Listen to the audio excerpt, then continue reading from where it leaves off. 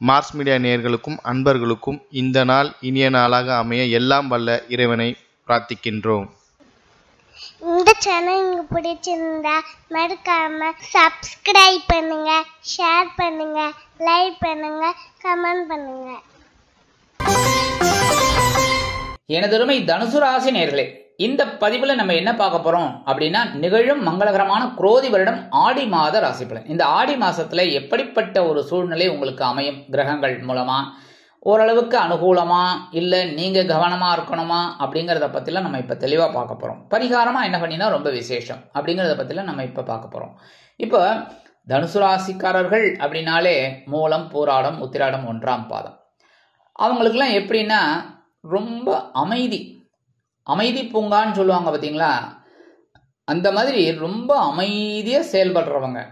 ஆனா ஆக்ரோஷம் வந்துச்சுன்னா சமாளிக்க முடியாது.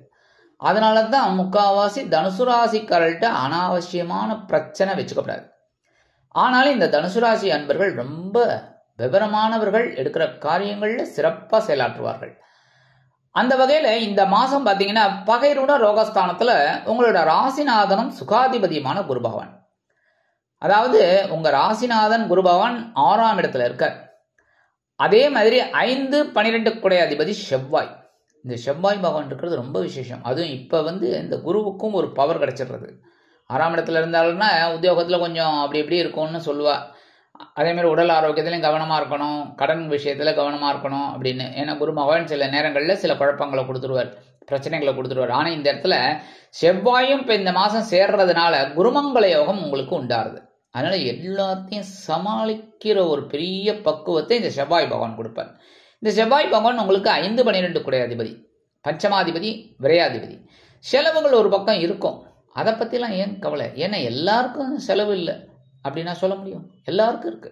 ஆக இந்த நேரங்கள்ல உங்களுக்கு சுபகாரிய செலவுகள் உண்டாகும்.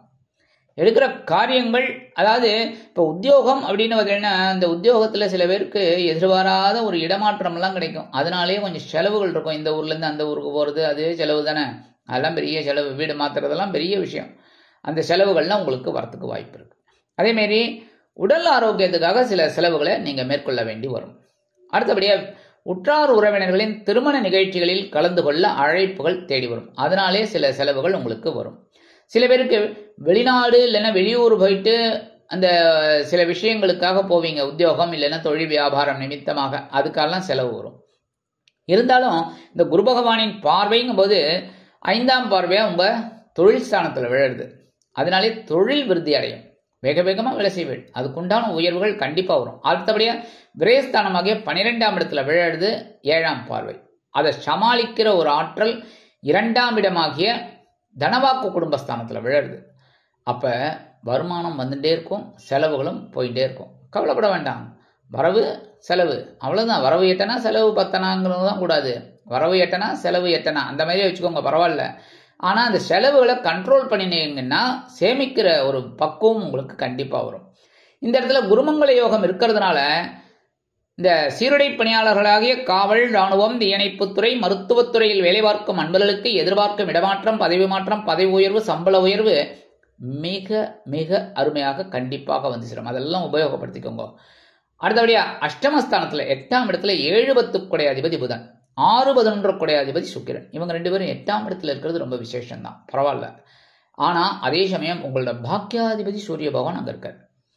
சூரியனும் அங்க இருக்கிறதுனால மனசுல சில நேரங்கள்ல ஒரு எரிச்சல் உங்களுக்கு வரும்.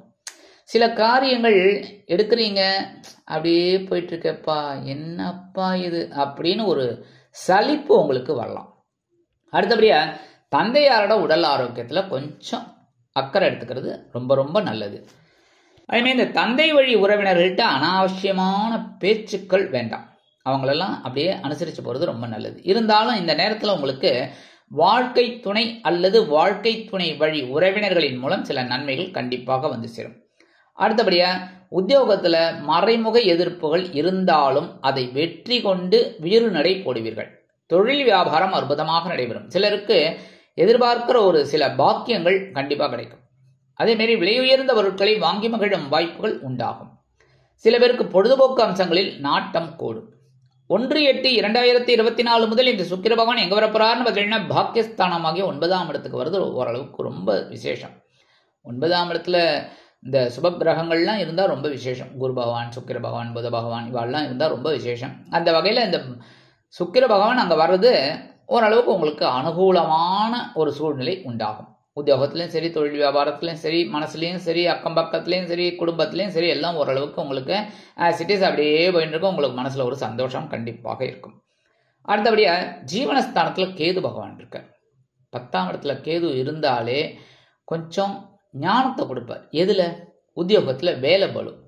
வேலை பளுனா எப்படி அதெல்லாம் 1 by 1 நீங்கள் முடிக்கணும் அப்படிங்கிறத நீங்கள் ஒரு டு டூ லிஸ்ட்டு போட்டுட்டு அவனுன்னா நீங்கள் பண்ணினீங்கனாலே உங்களுக்கு வெற்றிகள் கண்டிப்பாக வந்து சேரும். இந்த இடத்துல மனசில் ஆன்மீக சிந்தனைகளை கொஞ்சம் கொண்டு வந்துக்கோங்க. கொண்டு வந்தீங்கனாலே அது உங்களுக்கு பெரிய ப்ளஸ் பாயிண்ட்டாக இருக்கும். எப்போ? ஏன்னா இந்த யோகா, தியானம் இதெல்லாம் பண்ண பண்ண பண்ண பண்ண மனசு ஒரு தெளிவான ஒரு இடத்துக்கு வரும். அப்போ நீங்கள் எடுக்கிற காரியங்கள் அற்புதமாக நிறைவேறும். அடுத்தபடியாக உத்தியோகத்துலேயும் சொல்லிட்டேன், தொழில் வியாபாரத்துலேயும் எல்லா விஷயத்துலையும் நீங்கள் கவனமாக இருக்கணும். இருந்தாலும் இந்த குருவோட பார்வை கிடைக்கிறதுனால எடுக்கிற காரியங்கள் உங்களுக்கு ஓரளவுக்கு சிறப்பாக அமையும். அடுத்தபடியாக சுகஸ்தானத்தில் ராகு பகவான், 4ஆம் இடத்துல இருக்கிற ராகு பகவான் உங்களுக்கு இந்த வெளியூர் இல்லைன்னா வெளிநாடு போகக்கூடிய ஒரு வாய்ப்பை கொடுப்பார். என்ன அப்படின்னா, வெளியூரில் போயிட்டு படிக்கணும், இல்லை உத்தியோகம் பார்க்கணும், இல்லை வெளிநாடு போயிட்டு படிக்கணும், உத்தியோகம் பார்க்கணும்னா தாராளமாக அந்த குழந்தைகள்லாம் உபயோகப்படுத்திக்கலாம். அதேமாரி உற்றார் உறவினர்களின் மூலம் பல குழப்பங்கள் இருந்தாலும் அவர்களின் மூலம் சில நன்மைகளும் உங்களுக்கு கிடைக்கும். அவங்களோட ஆலோசனைகள் உங்களுக்கு இலவசமாக கிடைக்கும். அதுவே பெரிய இது. ஏன்னா இந்த காலத்தில் என்ன எதெல்லாம் இலவசமாக கிடைக்கிறதுனா ஆலோசனைகள், ஆசீர்வாதங்கள், இதுதான். என்ன அது எல்லா இடத்துலையும் ஃப்ரீ. என்ன யார் வேணாலும் கேட்டிங்கன்னா ஆலோசனை அற்புதமாக கொடுப்பாங்க. ஏதாவது உதவின்னா தான் ஓடி போயிடுவாங்க. கரெக்டாக? அந்த வகையில் ஆலோசனைகள் உங்களுக்கு அருமையாக கிடைக்கும். சரி, அதை வச்சுட்டு ஒரு முன்னேற்றத்தை பார்த்துக்கோங்க. இந்த இடத்துல சுகஸ்தானத்தில் ராகு இருக்கிறதுனால கொஞ்சம் உடல் ஆரோக்கியத்தில் கொஞ்சம் அக்கறை எடுத்துக்கிறது ரொம்ப நல்லதுங்க. அடுத்தபடியாக சகாயஸ்தானமாகிய 3ஆம் இடத்துல சனீஸ்வர பகவான். சரி, சனீஸ்வர பகவான் 3ஆம் இடத்துல இருக்கிறது ஓரளவுக்கு அனுகூலமான பலன்கள் அப்படின்னாலும் வக்ரகதியில் இருக்கார். அதனால உங்களோட முயற்சிகள்லாம் கொஞ்சம் தாமதமாகலாம் சில நேரங்களில். ஆனால் அதெல்லாம் நீங்கள் பார்க்காம விடாமுயற்சி வெற்றியை கொடுக்கும். நல்லா கவனிச்சுக்கோங்க, விடாமுயற்சி வெற்றியை கொடுக்கும். அதனால இந்த விடாமுயற்சியை நீங்கள் எடுத்துக்கிட்டீங்க அப்படின்னா ஓரளவுக்கு உங்களுக்கு அனுகூலமான சூழ்நிலை கண்டிப்பாக இருக்கும். இருந்தாலும் சனீஸ்வர பகவான் தனது 3ஆம் பார்வையாக பஞ்சமஸ்தானத்தை பார்க்குறது மனசில் கொஞ்சம் குழப்பம் இருக்கும், தெளிவு இருக்கும், குழப்பம் இருக்கும், தெளிவு இருக்கும், இந்த மாதிரி தான் போயிட்டு இருக்கு. அடுத்தபடியாக 7ஆம் பார்வையாக உங்களோட பாக்கியஸ்தானத்தை பார்க்கறதுனால அப்பாவோட உடல் ஆரோக்கியத்தில் கொஞ்சம் கவனமாக இருக்கிறது நல்லது. இப்போ இந்த பூர்வீக சொத்துக்கள்லாம் உங்கள் கைக்கு வரத்துக்கு கொஞ்சம் காலதாமதம் ஆகலாம். அடுத்தபடியாக 10ஆவது பறவை உங்கள் விரயஸ்தானத்தில் பார்க்குறாரு. அதனால செலவுகள் இருந்துகிட்டே இருக்கும். செலவுகள் யாருக்கு தான் இல்லை சொல்லுங்கள்? எனக்கு இல்லையா? உங்களுக்கு இல்லையா? எல்லாருக்கும் உண்டு. எல்லாருக்கும் செலவு உண்டு. செலவு அதாவது வரவு வந்தாலே செலவு கண்டிப்பாக இருக்குது. அந்த வகையில் செலவுகள் ஒரு சுபகாரிய செலவுகளாக உங்களுக்கு வரும். சரி, இப்போ நட்சத்திரப்படி மூலம் நட்சத்திரத்தில் பிறந்த அன்பர்கள் ஆஞ்சநேய சுவாமியை வழிபாடு பண்ணுங்க இந்த மாதம் முழுவதும் பரிகாரமாக. ஏன்னா அதெல்லாம் ரொம்ப விசேஷம். அதேமாரி பூராடம் நட்சத்திரத்தில் பிறந்த அன்பர்கள் மகாலட்சுமி தாயாரை வழிபாடு பண்ணுங்க. அடுத்தபடியாக உத்திராடம் நட்சத்திரத்தில் பிறந்தவர்கள் சிவபெருமான வழிபாடு பண்ணுங்க. சரியா? சரி, இப்போ மறுபடியும் உங்களுக்கு எல்லாமே 1 by 1 சொல்லிடுறேன். மூலம் அதாவது தனுசு ராசியை சேர்ந்த மூலம் நட்சத்திரத்தில் பிறந்த அன்பர்கள் ஆஞ்சநேய சுவாமியை வழிபாடு பண்ணுங்கோ. அதே மாதிரி தனுசு ராசியை சேர்ந்த பூராடம் நட்சத்திரத்தில் பிறந்த அன்பர்கள் மகாலட்சுமி தாயார வழிபாடு பண்ணுங்கோ தினந்தோறும். அடுத்தபடியா தனுசு ராசியை சேர்ந்த உத்திராடம் நட்சத்திரத்தில் பிறந்த அன்பர்கள் எம்பெருமான் சிவபெருமான மனதார தியானம் பண்ணுங்கோ தினந்தோறும்.